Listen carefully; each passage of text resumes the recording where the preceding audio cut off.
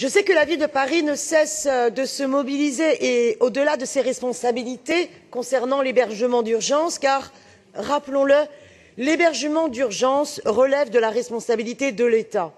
Néanmoins, les jeunes mineurs à la rue relèvent de la compétence du département. Aussi, face à l'urgence humanitaire, l'heure n'est pas à se renvoyer la patate chaude, mais bien à agir vite et à la hauteur des besoins. D'ores et déjà, chaque soir, 300 places sont accordées à des mineurs. Mais force est de constater que cela ne suffit pas. Alors, cette question d'actualité, je la fais suite à une interpellation d'associations et de militants associatifs du 20e et plus globalement de l'Est parisien. Lundi soir, suite à des signalements d'associations impliquées aux côtés des mineurs isolés étrangers, la coordination des maraudes avait indiqué qu'une maraude passerait à l'Adji, avenue de Flandre, pour mettre à l'abri une quarantaine de mineurs qui dorment à la rue. La maraude, composée de 2 personnes, est finalement passée, mais vers 23h30 avec les sacs de couchage, car il n'y avait plus de place. La maraude n'avait plus de propositions à formuler. Entre-temps, écoutez, les jeunes qui attendaient déjà depuis des heures venaient de repartir dans le froid, pour la plupart, et on ne sait où. Nombre de jeunes âgés environ de 16 ans sont donc repartis sans hébergement dans le froid extrême. Certains sont pourtant en cours de procédure pour reconnaître leur minorité. Les associations nous signalent d'ailleurs qu'il y a beaucoup d'autres jeunes dans la même situation. Dans le cadre du plan Grand Froid, les gymnases sont réquisitionnés. Mais il est interdit, comme vous le savez, de mettre à l'abri des mineurs avec des majeurs. Ces jeunes sont donc exclus des dispositifs existants. Un lieu spécifique supplémentaire doit donc être mis à disposition pour les mettre à l'abri. C'est donc l'objet de ma question d'actualité, Madame la maire, et je sais que c'est un thème auquel vous êtes tout à fait sensible. On ne peut attendre le recensement par ailleurs des jeunes avant de calibrer ce nouveau lieu, parce que pour la plupart, ces jeunes sont dispersés. Mais l'ouverture d'un lieu pour eux permettrait aux associations de leur proposer d'y trouver refuge. En tout cas, bon nombre d'associations nous disent qu'elles ne sont pas en capacité aujourd'hui de regrouper les jeunes. Mais si ce lieu existe, dès ce soir, elles pourront orienter les jeunes en direction de ce lieu. Il nous faut agir vite, parce qu'une seule nuit à la rue met en danger ces jeunes mineurs, et nous sommes hors la loi. Notre département a l'obligation, non pas de remplir une quantité de mise à l'abri, mais de mettre tout jeune mineur à l'abri, y compris si nous n'avons pas encore démontré leur minorité, parce qu'il y a au contraire une présomption de minorité qui doit absolument préexister, comme nous le rappelle régulièrement le défenseur des droits. Madame la maire, je termine. Envisagez-vous l'ouverture d'un ou plusieurs gymnases supplémentaires afin de mettre à l'abri ces jeunes isolés étrangers?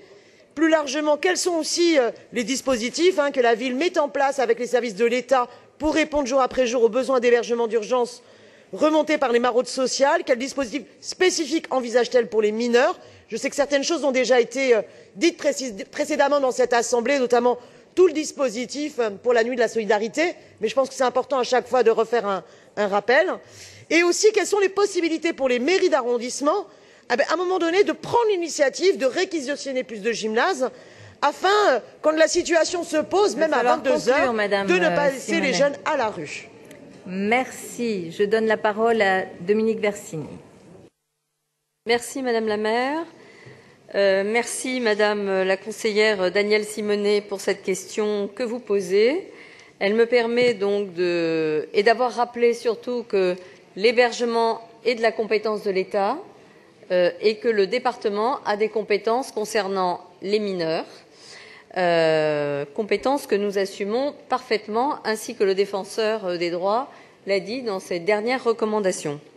Alors, pour rappeler sur l'hébergement d'urgence, il y a actuellement entre les places pérennes, le plan hivernal et le plan grand froid environ 17 750 places ouvertes. Madame Versini, juste un instant. Je demande vraiment aux conseillers, à tous ceux qui sont en train d'avoir des conversations parallèles, de les avoir, mais à l'extérieur de l'hémicycle. Merci beaucoup. Dominique Versini. Oui, merci Madame la maire. Donc je rappelle qu'il y a actuellement sur Paris, entre le dispositif permanent, le plan hivernal et le plan grand froid, environ 17 750 places ouvertes. Plus de 50% de ces places sont dans des locaux mis à disposition par la ville de Paris, alors qu'il ne s'agit pas de notre compétence.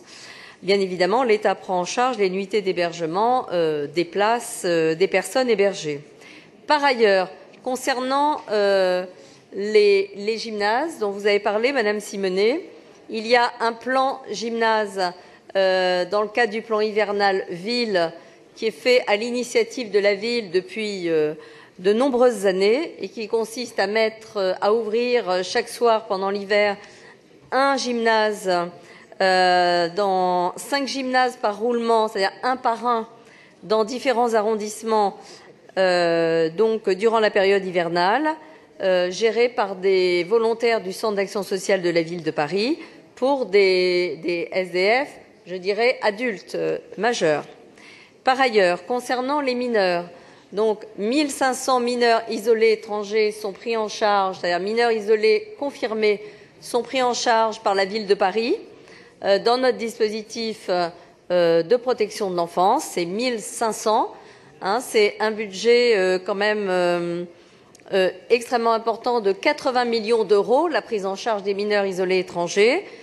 Et par ailleurs, il y a chaque jour des jeunes qui se présentent comme mineurs, mais pour lesquels la loi prévoit de faire l'évaluation. Cette évaluation est faite et dans cette attente, nous hébergeons les jeunes et chaque soir, il s'agit de 300 places gérées par France Terre d'Asile qui hébergent les jeunes en attente d'évaluation. Donc jeunes pour lesquels nous ne savons pas encore s'ils sont mineurs ou majeurs. Il y a à partir de là des jeunes qui sont évalués majeurs, mais que vous vous obstinez à reconnaître comme mineurs, alors qu'à partir du moment où il y a l'évaluation qui est faite par le dispositif, par l'aide sociale à l'enfance, ils sont évalués majeurs. Ces jeunes, effectivement, sont jeunes et vulnérables. Alors ça, personne ne le conteste. Ils ont entre 19 et 21 ans vraisemblablement. Un certain nombre d'associations militantes très engagées que je salue les prennent en charge, les accompagnent. Certains les aident à faire des recours. Il s'agit de ces jeunes donc évalués majeurs dont nous parlons. Dans la période de grand froid que nous vivons, effectivement, nous considérons qu'ils sont vulnérables. Et d'ailleurs, ça fait plusieurs fois que tant au conseil d'administration du SAMU social qu'en différentes occasions de rencontrer le préfet de région, j'évoque la question des jeunes majeurs, migrants vulnérables, afin qu'il y ait un centre d'hébergement qui soit ouvert, ce qui n'est pas encore acté par l'État.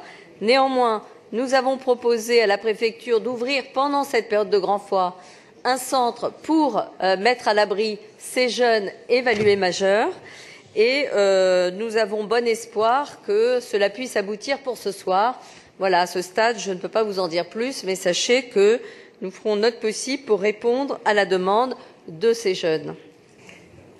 Merci beaucoup, Dominique Versini. Je veux d'abord saluer votre engagement, l'engagement aussi de tous les agents de la ville, de tous les personnels qui interviennent chaque jour, chaque nuit auprès de ces jeunes, mineurs ou pas mineurs, mais de ces personnes vulnérables pour les accompagner dans une situation, on l'a vu tout à l'heure avec la question notamment d'Alexandra Cordobar, qui concerne une population extrêmement importante. Madame Simonet.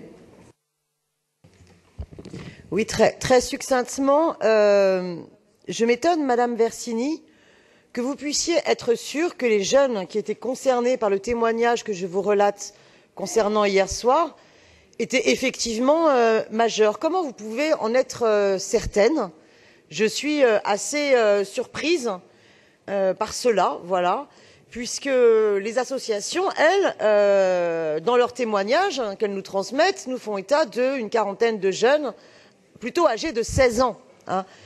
Donc je suis voilà, plutôt désagréablement surprise par votre réponse à ce niveau-là. Par contre, je suis agréablement surprise par votre réponse lorsque vous prenez l'engagement pour qu'un centre, et vous l'espérez, puisse ouvrir dès ce soir, et afin que dès ce soir, nous l'espérons toutes et tous, eh bien, les associations puissent pouvoir orienter les jeunes et les mettre à l'abri. Et c'est ce résultat qui compte et qui est une vraie volonté de prendre en compte la vulnérabilité des jeunes qu'ils soient mineurs ou majeurs, afin qu'on ait des réponses qui leur soient adaptées. Je tiens néanmoins, mais je vous transmettrai une lettre que j'ai vue circuler de la part de vos services sur un jeune qui démontrait que ce jeune était forcément majeur, alors que, pour le coup, il n'y avait absolument aucun élément qui leur permettait d'attester, mis à part un commentaire très subjectif des services sur la maturité du comportement du jeune qui prouvait qu'il était forcément majeur. Je vous le dis vraiment, il y a quand même un vrai problème. Je sais qu'il y a une difficulté, y compris du point de vue du budget de la ville, de pouvoir répondre sur la mise à l'abri et la prise en charge de 1500 jeunes, plus 300 qui arrivent, plus voilà un nombre qui est croissant de jeunes mineurs. Pour autant, notre obligation d'assumer nos responsabilités ne doit s'ouvrir d'aucune restriction subjective.